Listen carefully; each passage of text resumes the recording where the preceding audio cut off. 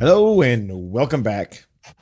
Another episode of United We Stand, Divided We Podcast.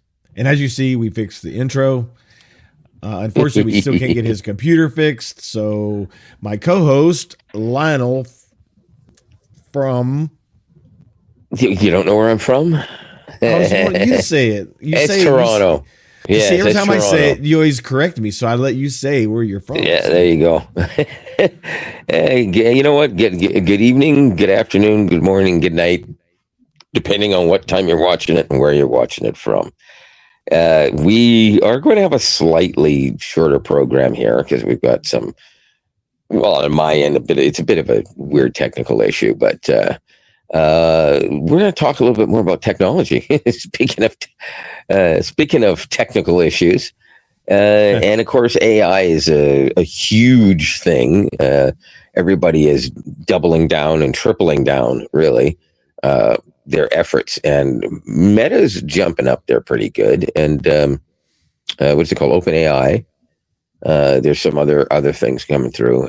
There is also apparently a lot of disappointment in regards to Apple's so-called intelligence. You know, one thing we've never talked about, and I recently kind of looked at it a little bit, and it's actually really cool, is Claude by Anthropic, which is Amazon's. That's Amazon's. Yeah, I totally forgot about that. Yeah, I know. So did I. And then I was watching a podcast about some stuff, and somebody had mentioned it. I'm like, oh, let me check that out. And it doesn't do any like real data queries.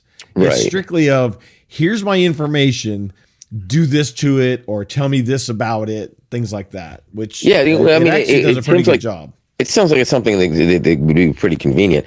And I keep forgetting to try it out. I should have tested it out a little bit because it just seems like something that would be very convenient for what it needs to do right there. Because I mean, yeah, I could use OpenAI, I could use Gemini, but it's still only going to get the information, either whatever's available on that page or whatever information it can come up for that particular product. Whereas theirs should be able to analyze everything in regards to the sale of it from their point. So if there's good and bad reviews, I'm assuming that this will be able to actually, help you find that stuff quicker.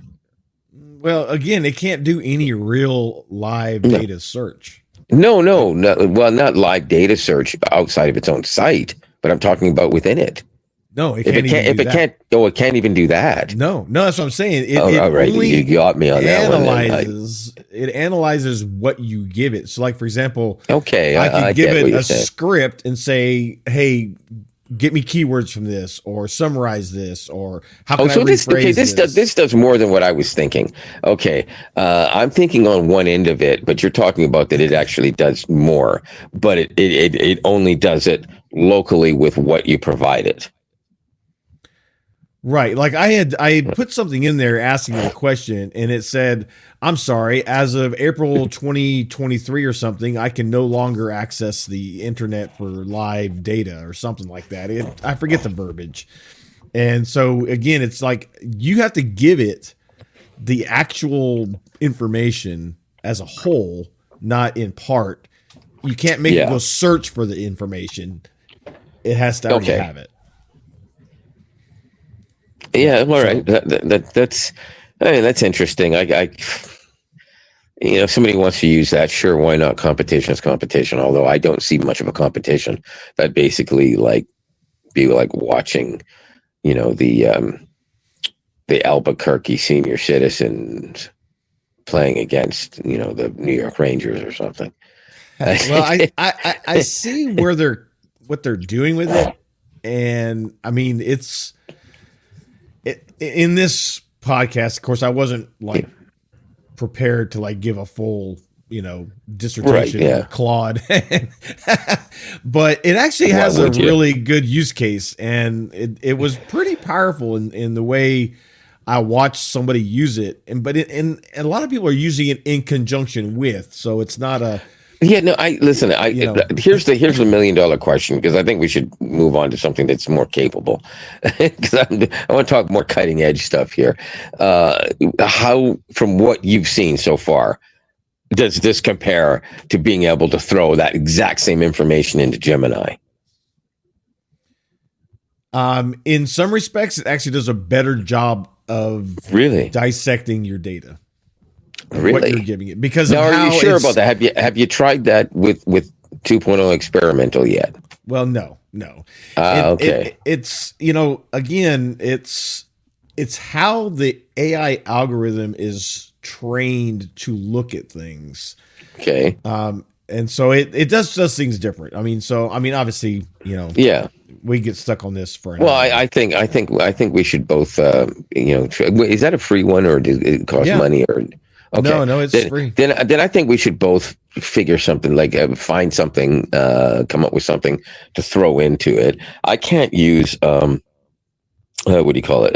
OpenAI stuff, Chat GPT for anything serious because I don't pay for it, and they don't have their free model is garbage, to be quite blunt. Gemini, on the other hand, of course, I can use. You're telling me I can use whatever. What's it called, Bob or Jim or something? Claude. Claude, right? What a name. What a Claude. Anyways, no offense to anybody whose name is Claude.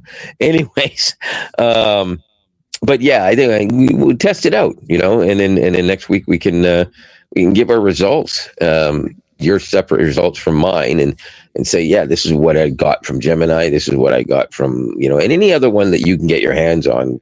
You may have access to something I don't, because again, no computers. It might be a little more difficult for me, but I do know that I can use Gemini from my phone.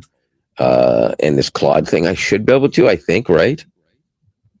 Yes. There you go. Yeah. So like I pasted like some text in. I said, hey, create me a description, blah, blah, blah. And it actually did a really good job of spitting out, some really detailed information. I'm trying to find one real quick here. So, So it says, so I said, give me some ranked keywords from this video. And I put a link in the URL to the video. Like Gemini and ChatGPT can actually watch a YouTube video, right? And they can give you a, synopsis or not synopsis, a breakdown of the text just generated from the closed caption file. Yes. Right? So this says, I apologize. I'm not able to open or watch YouTube videos or any other external links. To help you analyze keywords from your video, could you please paste the video's title, description, transcript directly into our conversation? Once you share that content, I could help rank keywords. Provide. Okay, here's the thing. I could see why that would be beneficial in certain situations, but there's no way you're going to convince me that both Chat GPT and Gemini aren't capable of doing it. Maybe they do it differently, but keeping in mind that both Chat GPT and Gemini are capable of you actually saying, oh, well, that's great, but can you do it like this instead? So you can always manipulate it into doing it again, or just making a small tweak or whatever. But again, I want to find out. But I'm going to do something differently than what you're doing. Like you may do that and analyze that.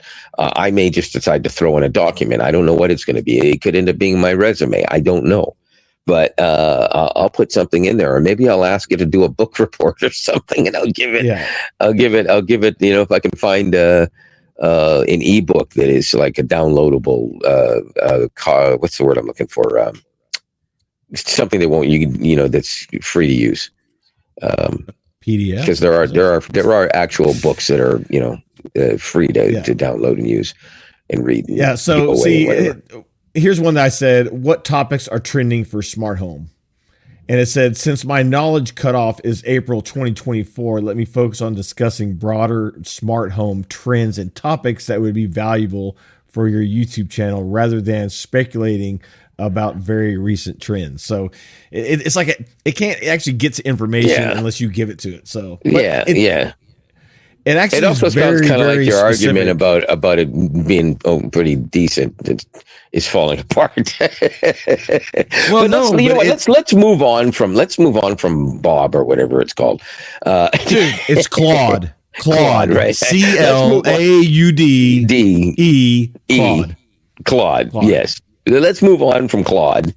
And let's talk about, okay, Gemini, because what are the yeah, this is embarrassing. Whatever the trade show is, the big trade show like every year at this time. See, yes. Google, and they have a presence there, pretty much every year, right? But they're not throwing out products right now. They're of course just talking about what they have and how they're going to improve upon this stuff. But vaguely, of course, because they save all their information for I/O. But a hint of how I/O is going to go is going to be pretty obvious, because I/O has traditionally talked about the next version of the operating system. But this time, the next version of the operating system is going to be coming out approximately a month after I/O, roughly, give or take, maybe somewhere between 3.5 and 6 weeks.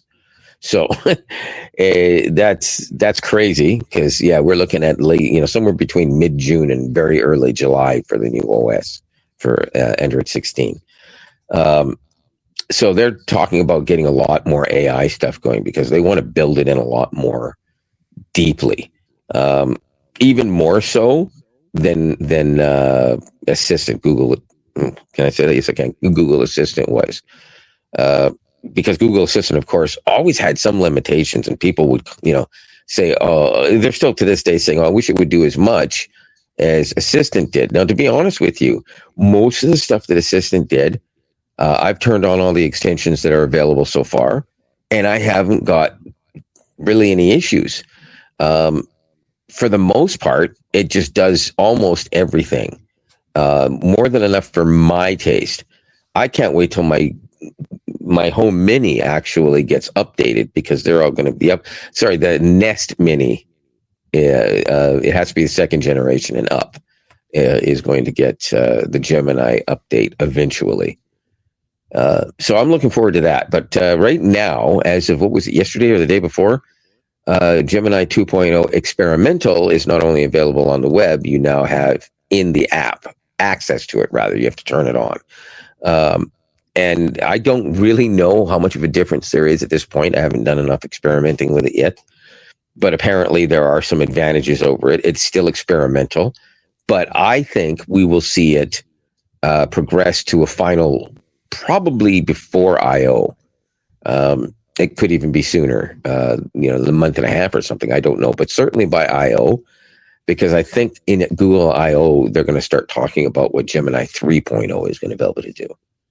And that, when they talk about the multimodal stuff, one of the things it can't do multimodal is when it's analyzing video. For the reasons you were talking about, it has to concentrate specifically on that. Now, you understand more about how that does that. So I'll let you kind of sort of mention that a little bit. But the new version that they have already been experimenting with, and we're not going to see too soon, is fully multimodal. And then they'll be able to analyze the actual video itself, plus descriptions and everything, plus doing at least two other things at the same time. So how does it work right now if I want to get Gemini to analyze a YouTube video for me? Well, you just pasted the link to the actual video. And by my understanding, it does look at the video content, but I remember I put a link into a video that did not have a closed caption file, and it told me that it couldn't give me the information I wanted because it had no textual content to read about what the video was like saying, so to speak. Yeah. So it can do the description, but it can't really tell what's actually happening in the video in any form of real time during the video. I did it apparently not, but unless it has closed captioning where I could at least read the words of what's happening. Which kind of makes sense. I mean, technically speaking, Gemini may be a little bit out of its infancy, but it's still not barely. It's a tween. It's not even a teenager yet. Yeah, so if you want to use that kind of analogy, it's just starting to get really nasty to its parents now. Well, yeah, I mean, all of this is in its infancy, but I think in some instances, I think it's getting pushed out too fast, and so they're having to chase the the mistakes and having to chase the errors as opposed to fixing the errors and then Are releasing. they chasing the white rabbit? That's that's Gemini, that's ChatGPT. I think it's with all of them because everybody, just like how you're talking with Google, is really starting to put 2 feet forward, trying to get in front of everything because they're fully admitting that they're trying to catch up. Right, that's because what I'm saying. There are advantages to a couple others. Yeah, because ChatGPT actually they have a couple of advantages as we speak right now. They may not be as robust because they're not built into anything, right? They're not fully baked in to Apple, even though they're using it. They're not fully baked into Windows, even though they're using it. But with Gemini, you're still only half baked, and pun intended. But yet at the same time, there are capabilities that ChatGPT, if it was baked into an operating system, would have some of those advantages. So Google wants to kind of catch that up and then take that step ahead. So that's a good analogy, putting both feet forward. But as you're saying, though, in that analogy, it's also easy to trip up and make a mistake. Oh, 100%. And I think we're gonna see a couple of times where we're gonna go, oh, that's gonna be great, and it may not work out of the gate the way they intended. So, well, as we all know, in 1 week will be the Unpacked event from Samsung, where they're releasing their S25 line, and I think Google's trying to push up Ultra. 2.0 to be better for that. Sorry, go on.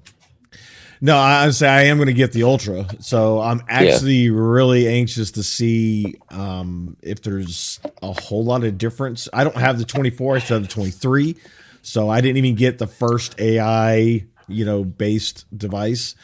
Right. So I'd be curious to see if how much different. I'm not even going to say better. I can't say better until I test it, but how much different the interaction is with Gemini on that phone. Well, you know what? I think where you'll notice it is that because the whole experimental thing is going, and the 2.0 flash experimental been on the phone for 2 weeks already, I think, at least.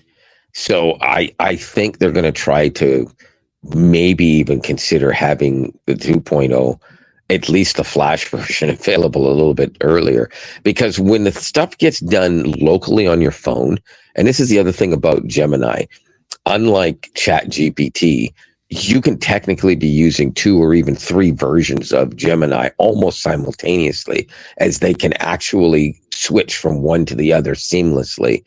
As an example, when you have anything that you do on a Pixel 9 Pro XL, for instance, and it just needs to be some local thing, it actually uses the flash model. It doesn't use 1.5 Pro. It uses 1.5 flash. So this is obviously going to be the exact same thing they're going to do with the new Samsung phones. And then, of course, there are some other things that Samsung likes to throw in. Let's add this to it as well. So they're likely working very closely with Google to make sure those things go very smoothly. So I think we might see the 2.0 come up even sooner than I was thinking, because I totally forgot about the Samsung part of it equation. Yeah. Well, we'll find out. It's coming up in a week, and apparently, I think they're saying that you're not going to be able to get, the phone's not going to get in your hand until the first week or 2 of February. But that's not surprising. That's not surprising. Well, no, it's always like that. Yeah, and that's only that's a couple of weeks. So yeah. So, it's a little slower than you might want. You kind of be like, oh, there it is. I wish I could order it right this second, and just go and get it. Well, they'll have the pre-orders. So, I'll be able to order it, and the pre-orders will go out before, right. Or they usually ship pre-orders the day or the same time they open for public purchase. So the pre-order people get theirs, a day or 2 ahead of time.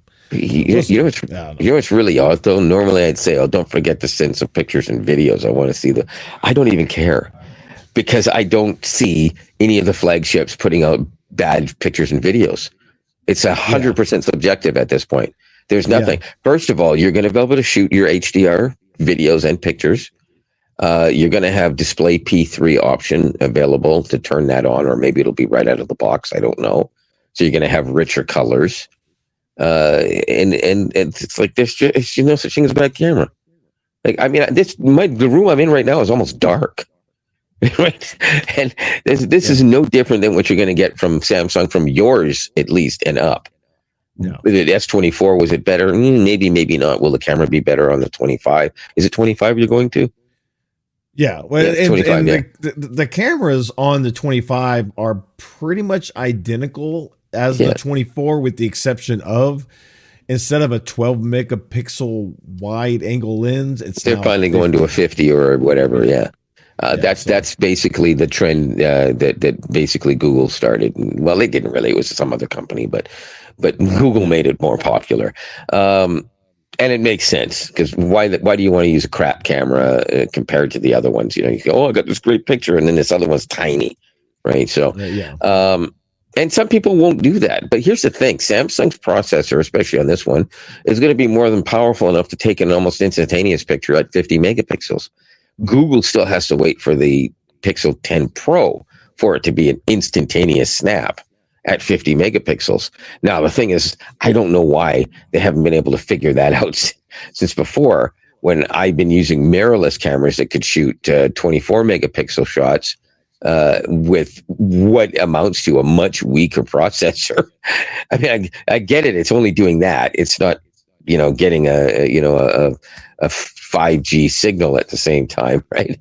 But it takes a much more robust picture on a much larger sensor instantaneously. And I can, with that camera, I was shooting 14 or 16 or whatever it was frames per second, raw.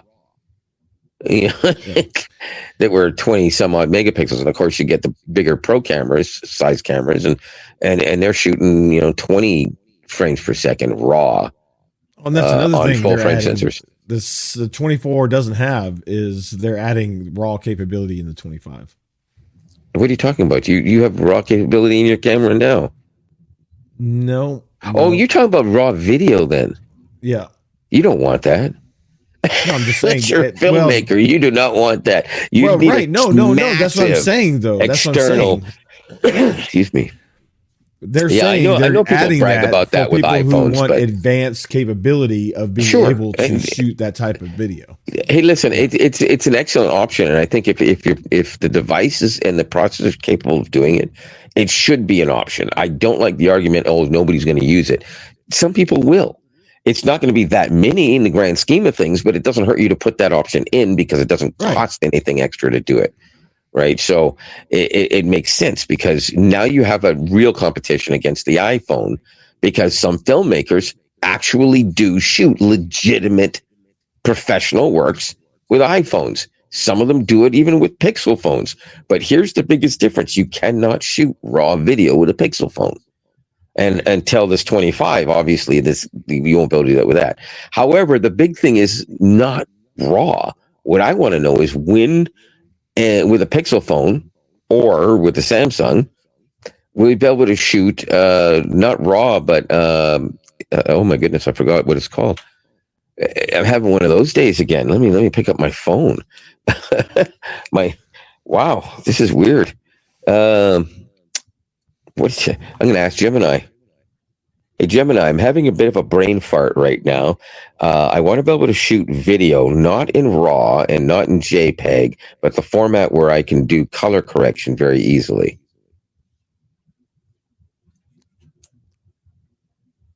You're likely thinking of LOG video formats. Log. Yes. Log video. iPhone shoots log. Log is absolutely the greatest thing, because it retains all of the color information. It's nowhere near as big as a RAW. It's pretty close to the size of the regular video, a little bit bigger. It gives you tons of space to shoot more video, and then editing it is super easy, because the one thing about it is shooting with a smartphone is the color correction is so difficult, because it's baked into the system and you can't even get it. I mean, I found ways to get it out and then try to bring it back, but it's 3 times the work of shooting log, and all you got to do is slap the colors onto it. I'm exaggerating that. It's not that simple, but it is cool. And there's free editors that allow you to do it, and very inexpensive ones. And you can actually pay a relatively small amount of money, even for CapCut. They have a pro version or whatever they call it that allows you to do color correction. It's actually not bad for the cheapness of it. So yeah, you just said log, and it made me stop for a minute because I'm wondering if it's that, because I remember reading could be. something about log is basically short for logarithmic. right, I know. But Okay. I was thinking it was saying raw, but you know. Well, it's possible. I mean, it's gonna have a pretty powerful processor, right? Unless the rumors are true and they decided it's saying it supposedly will have the ability to shoot videos in log. Oh, okay. All right. So it is log. So this pretty much confirms it to me then. If they're doing that and they work so closely with Google, the Pixel 10 Pro and XL versions will definitely have log video because they're going to have their own, finally have the in-house built processor is going to be way more powerful and way better. And they're finally going to throw that log video in. They dang well better anyways. Because they basically be the only major manufacturer that doesn't shoot log, because you can get, I'm pretty sure you can shoot log on the top in OnePlus even at this point now. Supposedly the Snapdragon 8 Elite is a pretty powerful processor. So oh yeah, of course it is. It's I don't know if it's as powerful as Apple's, but here's the thing about Apple's. Apple's is kind of overpowered. It doesn't need to be as powerful as it is because the way the operating system works for iOS is different, and that's why they can get away with so much less RAM and still run so efficiently. It's just the way their operating system is written is different. And I make that argument a lot of times. Like a lot of people would say, "Oh, this is better than that, and that's better than this," and yeah, but there's reasons that this has an advantage over that, and why that has an advantage over this, and that's why I don't like the comparisons of processing power between Apple and Samsung. Samsung and Google, sure, because you're talking about two different processors with the same operating system, right? So that's completely different. Where Google compares with a much weaker processor is the way they've enhanced the operating system and made it so efficient that most things operate within milliseconds of the same time it'll be done on a much more powerful Samsung. Well, comparing iOS to Android is not comparing apples to apples. No, it's not even apples to oranges. It's more like apples to pomegranates. I mean, it's like I don't even know what a pomegranate is. Just to put that into perspective, I do, but it sounded funny by saying I didn't. But anyways, you didn't even get my joke. Well, apples. I did. Apples what? to. I said apples to apples. Apple, iOS. Okay, listen, Android. Dad joke central. That's okay. That's why I didn't get it. That was pretty terrible. But you know what? I didn't say it was good. I didn't say it was good.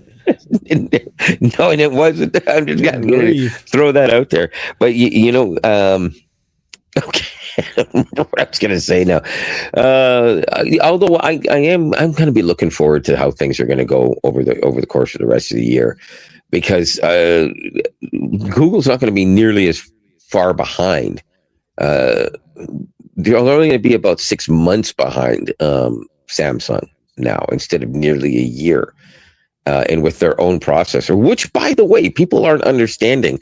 They've already been experimenting with the thing, and until they actually start to get close to the final prototype design and everything, and they've got all things almost finalized, they can still tweak their design on that chip, because they only need to verify that it's exactly what they want and then test it for a few months before they can start saying, all right, this can start shipping in these. So now we can start testing the new OS with this chip. But they're already working on it. So if they want to make it more powerful, I guarantee you, much like Samsung or much like Snapdragon has, is they've got a chip that they can underclock or overclock, and probably by a large margin. So if they see that they need to put more into it, they'll clock it more. it's not going to be something that's going to be, oh, they're only going to make a 2800 megahertz chip and blah, blah, blah. Yeah, but you got to be careful doing that as because you don't want to create a overheating situation. Well, no, absolutely not. And that's one reason why Google does what they do. But this is a different system that they're doing now, right? So they've been experimenting this for 10 years. Like they've been literally working on it for 10 years. A lot of people don't think that they're only doing it for a year. No, they've been working on it for 10 years.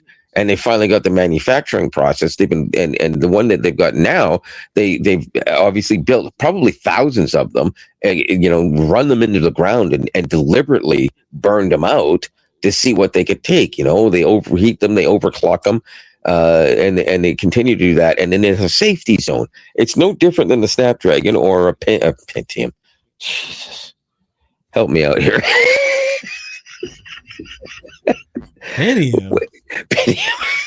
It's all about the Pentiums, baby. Man, Weird Al. No, whatever the hell. I haven't got a working computer, so I don't remember what's in these things. Anyways, any of these processors, like the one in the laptop, that thing was actually overclocked by a gigahertz, a little more than a gigahertz. But it's done safely. That thing never had an overheating problem. So the issues I have nothing to do with overheating. And it otherwise would work fine. Except for whatever the problem is keeping it from staying on. But in any case, so pretty much everybody either over or underclocks. Now I say that because the Pixel 6, 7, and 8 have all been, well, I don't know if I should say proven, but maybe they have been, but a lot of people have said that they've done tests on these specific chips, and Google has underclocked 3 consecutive up to this one. I don't know about the Pixel 9 Pro XL. I don't have the information on what that thing is capable of at this point. But the 6, 7, and 8 were all underclocked, which is interesting because they were weaker than everything else on the market as it is anyways, but they were underclocked. The Pixel 7 specifically was hugely underclocked. So well, I'm sure that had to do with thermals. It did. If you remember how hot the 7 got, I mean, that was in the news every day. So they had no choice. And I mean, it's really too bad they didn't just say, let's just go with the Snapdragon and charge everybody, an extra $30 for the phone. I would have gladly paid $30 more for a phone that wasn't going to overheat all the time. And I bet a lot of the issues you had were probably due to the chip being too hot too. I have no idea. My issue for leaving wasn't so much the phone as it was the piss ass support I got. But still, you wouldn't have had to worry about the support if the phone had worked. Granted. So in all reality, and it wasn't the first phone you had the issues with. So, I mean, you were beyond frustrated. And then when you get bad customer service, that's just the camel that broke the straw's back. So, but you know what, with that said, like I said, we have a little bit of a shorter show today. So, one thing you rushed me through this. What? And there's one thing I wanted to mention to you because you sent me the article about Gemini being available in Google Workspace accounts as part of their paid plans. Okay. Yeah. And so that got me thinking. I got to looking, and so here's a weird thing. So I currently pay for a 2 terabyte Google One Drive account that carries with it the Gemini Advanced capability. Right. It's $20 a month. I get it free for a year, but yes. With my Google Workspace account that I pay for on my Gadget Guys Tech channel, which that's attached to a Google Workspace account, I can spend $12 a month and get the same thing. Right. What? 2 terabytes, advanced. Wait a minute. You don't get Gemini Advanced. Wait a minute. You don't get Gemini Advanced. With that, you still have to pay for Gemini Advanced outside of that, don't you? No. Yeah, but see, here's the thing. They're raising the price of it, though. Well, even if they raise it the price amount they said, which they said it'll probably go up like $2 or $3, it's still not $19. But now here's the thing: your personal stuff isn't in Google Workspace, is it? Well, technically, it's yeah. I mean, all those accounts now are called Google Workspace accounts, and I buy the additional space and storage and features Right. for my personal account. But it's the same thing. Google Yeah. Notebook LM Advanced or Plus, whatever they're calling it. Gemini Advanced. It's the same thing. So why is it $5 or $6 cheaper if I just go with my own domain? Maybe that's why, because I'm using my own domain instead of. I don't know. The only thing I know is because I have the Pixel 9 Pro XL, I'm not paying for the entire Gemini Google One thing for the year. Well, yeah, and when I buy the S25, apparently it's available with that free for a year as well. So yeah, which basically means that you starting from the end of whatever month you're in, you won't pay anything for a year from that date. So we'll see how that works out, because it's a completely separate purchase. It knows what it knows what it is. So when you buy the phone, right, as soon as you go to log into it, it shows you the option. You just take advantage of that, and then the next time you go look at it, it will just show you that you don't have to pay for whatever that date is a year later. We'll see. So I didn't know. No, that's exactly. I'm telling you, because that's exactly how the Pixel did it. The reason that they're doing it is because, again, they worked with Google to do that. So again, it's giving that advantage, because both Samsung and Google are both thinking the exact same thing. That's why they work together. Samsung wanted to just say, okay, well, we're putting all of this stuff into that, and eventually that's going to fall apart. They recognize that. So you start walking in with the king, who's actually a king of a much smaller territory, but has way more clout in that area. Then you say, okay, well, you guys be in charge of this, and we'll throw in everything that we have so you can make your stuff better. And then we'll take down the guy in the other territory. So they're competing against Apple together. Right? As of the time of when I looked at it this afternoon, they have not raised the rate in the Google Workspace, and those features are already available as part of the account. Yeah, so no, I get that. So, I mean, it's like, what? So, I mean, I understand that when you get the phone, you get the Gemini Advanced, but you don't get the 2 terabytes of space. So what I'm thinking about doing is moving all my data from my personal to my Workspace account. And okay, I see where you're going with this. Yeah. Because see, here's the thing: is I'm pretty sure I don't remember exactly how that worked, but apparently I'm not paying for any of that Google One Advanced stuff at all for the next year, because the thing is that I paid for the Google One and the 2 terabytes already. Basically, when they announced, oh yeah, this is going to come with Gemini Advanced, blah blah blah.